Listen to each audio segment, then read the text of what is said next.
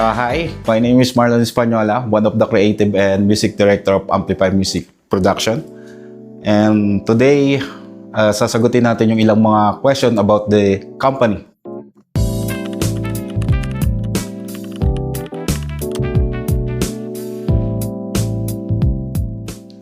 So, ang pinaka-role ng Amplify sa mga artists is to discover yung kung ano yung tunay na identity nila about kung anong music yung gusto nilang gawin and babagay sa kanila. Siyempre, ang pinaka-importante kasi sa isang artist is yung gusto nila yung music na kung ano yung ginagawa nila.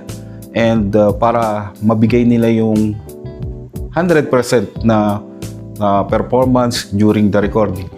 And tinutulungan din namin sila about, siyempre, during the recording, kami mismo yung nag-guide sa kanila kung paano nila gagawin yung music, yung tamang tono and everything na as in from A to Z ng recording, tinuturo namin sila.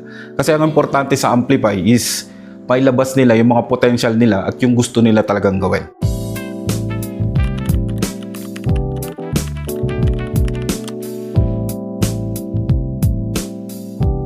Okay.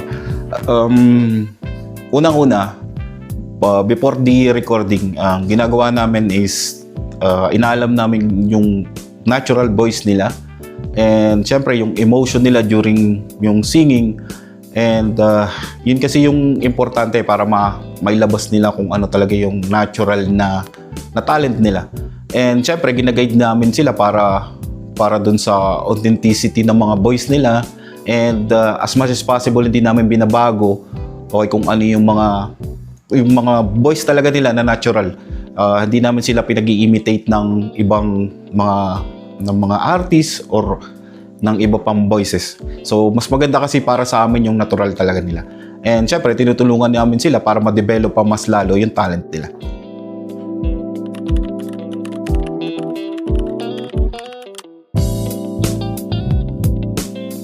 Okay. So, during editing, so doon na namin pinapatong yung mga instrumental, rhythm, and music ng mga artists. Pero as much as possible, hindi kami nag-overpower ng instrument. Mas pinananatili namin yung natural tone nila. And para mas maganda siyang pakinggan or mas mailabas ng artist yung totoong talent nila.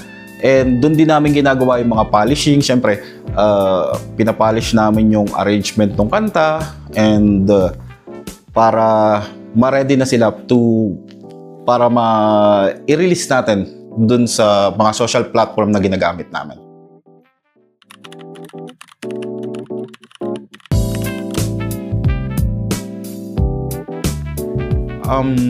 Yun, kapag yung artist is wala pa namang sarili nilang composition or yung artist is singer lang talaga.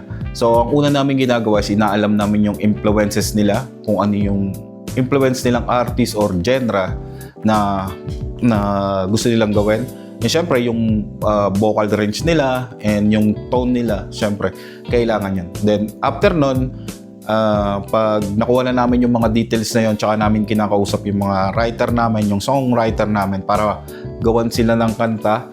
And syempre, para bumagay dun sa kung ano yung range ng kanta nila or yung influences nila. Syempre, yun yung pinaka-importante, yung maging natural or hindi siya pilit yung kinakanta nila.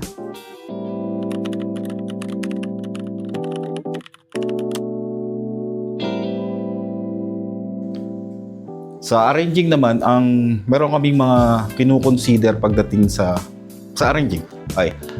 Unang-una syempre yung vocal tone nila and then yung mga influences nila and syempre yung range ng kaya nilang kantahin. Kasi merong mga artist na minimal na arrange lang yung kailangan nila.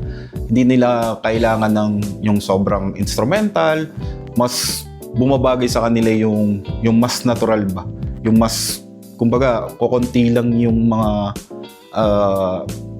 effects na gagamitin. So mas pinipili namin na mas ilabas yung talaga yung natural na boses nila kumpara dun sa i-overpower natin yung boses nila or yung instrumental yung mangingibabaw.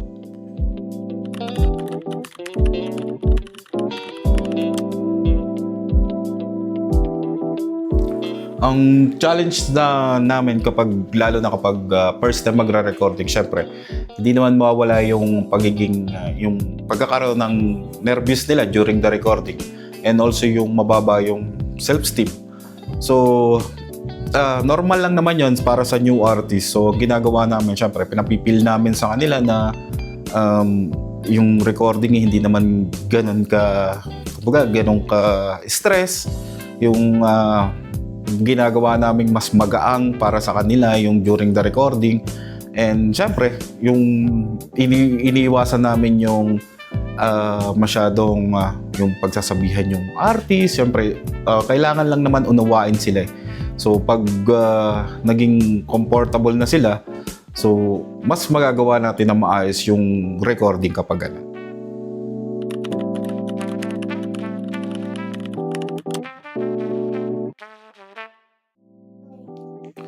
So, ang ginagawa namin kapag, yun nga, yung nahihirapan sila or nahihirapan sila during the recording, is syempre, importante kasi is yung relaxing environment. Okay? Then, syempre, pinagbibigyan namin ng time kung hindi pa nila kaya. So, yun yung importante, ma-relax sila. And syempre, binibigyan namin sila ng mga tips, advice, and kung paano nila gagawin ng tama yung recording.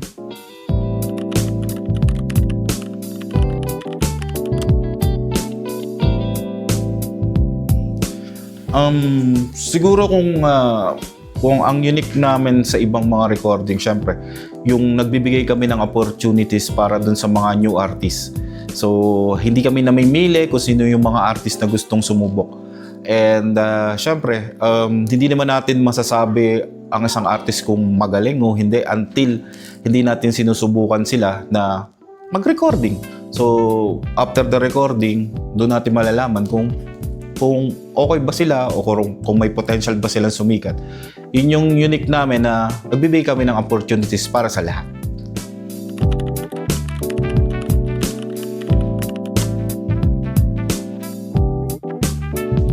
Ang kagandahan lang kasi sa amin, sa Amplify, is very supportive talaga kami sa mga new artists. Yung mga tao na gusto talaga subukan kung ano yung pagiging yung singer or yung paano ba yung maging recording artist. And syempre, yung sinusuportahan din namin or tinutulungan namin sila para doon sa growth na kailangan nila para maging artist talaga sila. And doon talaga kami very supportive sa mga tao na passionate talaga doon sa mga ginagawa nila.